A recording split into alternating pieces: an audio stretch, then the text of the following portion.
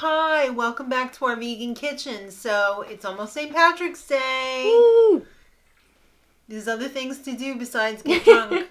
It's hard to be vegan on St. Patrick's Day. Not really, because we've got a delicious recipe for you today for potato, cabbage, and leek tart. Ooh. It's vegan, and it's gluten-free, and it's going to be delicious. Instead of the crust, we're going to have, well, we're still going to have a crust, but it's going to be made from potatoes. Oh. Love it. You had me at potato. So, obviously, potato, leek, cabbage. So, let's begin. First part of the recipe is sautéing the cabbage, some garlic, and some leeks. Let's see that again. Whoa. Beautiful, right? They are beautiful. They smell so good right now. Mm-hmm. Smells so oniony good, but like nice. Oh, I didn't open this yet. I'm using a little Evu that I bought today because I didn't buy my olive oil at Sam's Club like I was supposed to. So I'm just going to use a tablespoon and a half. And like I said, I'm going to put my garlic in last because I don't want it to burn. But I'm going to start off with my cabbage. This is like 3 or 4 cups of cabbage. I like a lot of cabbage. And it's going to melt down to nothing. Well, nearly nothing. So don't be afraid to use too much cabbage. And also our leeks. Wonderful. I'm not going to put in the garlic yet. But let me get this going and we'll check back. Alright, well, the sauteing is happening. We're going to be preparing the potato crust. So I have about 5 medium to large. I'm using gold potatoes today. Yummy. But you could pretty much use any kind of potato except for like a sweet potato. I don't think that would really go very well in this dish. But what I'm going to do is I'm going to peel them. And then I'm going to use my mandolin and thin slice them because I'm going to make it like a potato gratin. I've already oiled my 9x13 dish. So let me just finish peeling this one and I'll show you how it's all going to go down. This is my favorite little kitchen gadget. I use this all the time. It's a good one. It is a great one. So I'm going to do these this way because I want the slices to be big. I don't want them to be small. So this happens so quickly, faster than cutting it with a knife and so much more accurate. Wonderful. Just be careful you don't get your fingers on that blade because it's happened to me many a time and I learned my lesson, I hope. I hope. Yeah. So what we're going to do is we're just going to layer these around as if it was going to be like a crust. So obviously it's going to be more than one layer because I think one potato pretty much will fill up the whole dish. So maybe 3 or 4 times, over it. It's a nice thick crust. It is a nice thick crust and it's going to cook really nicely because the potatoes are thin. So it's going to be chef's kiss. Alright, this is looking nice. It's starting to get a little bit of brown edges. We just want to make sure it sweats through so it's not going to be uncooked when it's time to eat it. So we're going to put in I'm using my cheddar garlic today. This is like 3 cloves.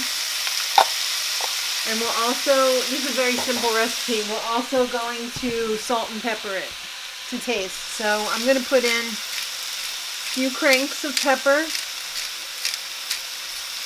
and probably about half a teaspoon of sea salt or Himalayan salt. And then I'm just going to cook it 1 more minute and then turn the flame off and let it cool down slightly.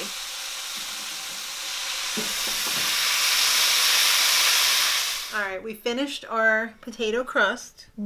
So what we're going to do is we're going to put a little salt and pepper on it. But if you're salt free or low salt, you do you. But I like a little bit of salt on mine. I mean, that's just like not even a quarter of a teaspoon. Maybe even like an eighth of a teaspoon. And we have our beautiful... Yummy. Yes. So we're going to spoon that onto the top of our crust. Our potato crust. Alright, while we make our creamy sauce, we're going to preheat our oven to 400 degrees. I'm doing mine in the toaster because I do everything in my toaster. Alright, so our sauce is going to be 1 cup of vegan cashew yogurt. I don't know if you could do it with like coconut, probably, but I'm doing it with cashew today. This is the forager one. We're going to put the slightest bit of nutmeg in. Nutmeg is very tricky. If you put too much nutmeg, it tastes like soap. But if you put a little bit of nutmeg, it tastes really nice. So that's probably even too much. That's probably like the right amount. It's just like a triple pinch, maybe a double pinch. So we're going to put that in there. You never want to go too heavy. It's like vanilla. Like it smells great in the bottle, but when you taste it, it's like, no. I'm mixing my cornstarch separate because I don't want any lumps. So I'm just going to take maybe like 2 tablespoons of water. And I know this isn't a measuring spoon, but you know what? I never measure. That's, let's see, that's like 2 tablespoons of, that's not even, that's like a heavy tablespoon. So make sure you get all the lumps out before you mix it with the yogurt. Smooth as a baby's buttock. Alright, so this is going to be our creamy sauce. We're also going to season this with a little bit of salt and pepper.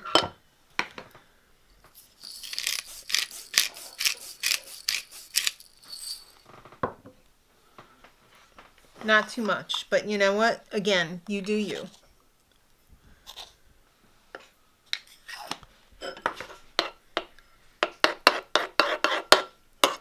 Make sure you get it nice and creamy, smooth.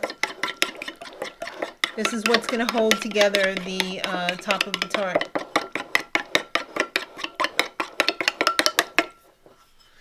So we're going to pretty much like smooth it over this because we want it to go in all the little cracks and crevices. This is looking so good. Oh, thank you.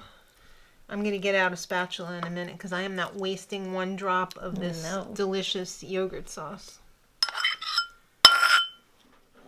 Beautiful. So this is going into the 400 degree oven for about 40 minutes. And then we're going to eat it. Oh, bye. All right, it was in the oven for 40 minutes. We've let it come out and cool enough to set. Ooh. So hopefully this will not stick to the pan. Let's serve it up. Looks, feels nice and soft. You know, that I'm going in with the spatula because you want the potatoes to be soft and not hard. Ooh. That looks pretty nice, if I do say so myself. I would agree. Ooh. Yummy. And you know who gets to taste it? Yay! Are you ready to taste it? Yes. Because now that you cut it, I'm getting like Yeah, it's really a good. whiff of it, and it smells really good.